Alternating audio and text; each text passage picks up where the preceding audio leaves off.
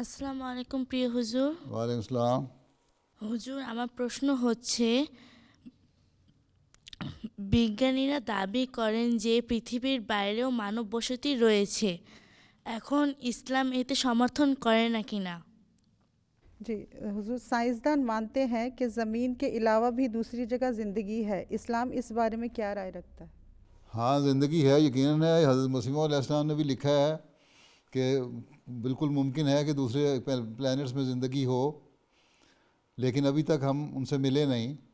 कुरान करीम से की बाज़ आयत से भी यही साबित होता है कि दूसरे प्लैनेट में ज़िंदगी है, और जब हम उनसे मिलेंगे तो फिर हमें उनको यहाँ इस्लाम का पैगाम भी पहुँचाना होगा, और फिर उनको साथ अच्छा सलूक भी करना होगा।